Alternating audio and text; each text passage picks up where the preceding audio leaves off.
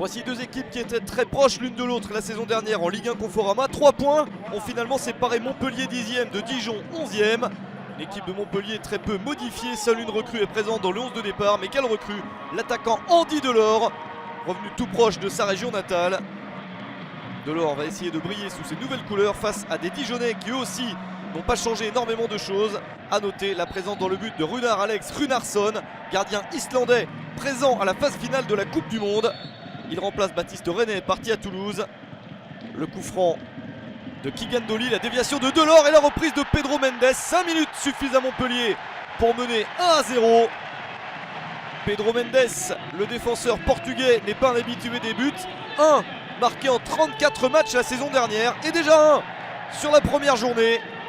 La déviation décisive est pour Andy Delors, l'homme le plus actif du début de match. C'est parfait. Pour Montpellier, Olivier Dalloglio est un petit peu inquiet. Son équipe n'arrive à rien dans cette première période. Montpellier maîtrise à peu près les débats. Aucun tir cadré pour Dijon lors des 45 premières minutes. Il y a quelques soucis de blessure pour Montpellier. Pedro Mendes, qui a marqué, s'est blessé et a dû céder sa place à Damien Le Tallec, autre recrue montpelliéraine.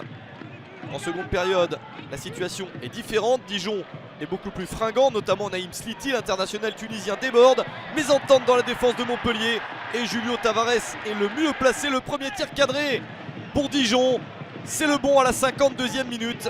L'égalisation dijonnaise, 12 buts la saison dernière pour Julio Tavares et un but très important ici. Dijon continue à avoir une bonne attitude, le jeu s'ouvre et la seconde période est très agréable à suivre. Montpellier bénéficie de quelques espaces, mais attention aux pertes de balles et aux interceptions. Voici un contre qui peut faire très mal. Julio Tavares est tout seul. Tavares qui bute sur le compte.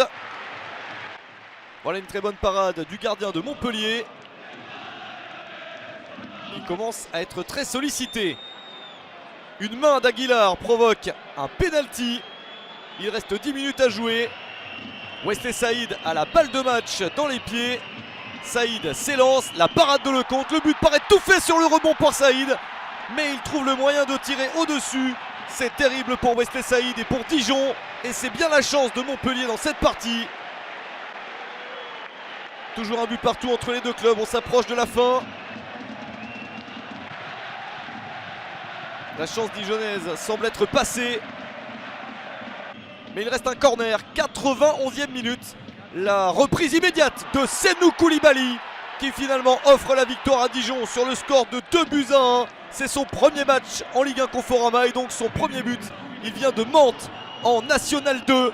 Il est inclus par Olivier Dalloglio dans le 11 de départ titulaire et il marque le but de la victoire. Succès dijonnais, 2-1 sur le terrain de Montpellier.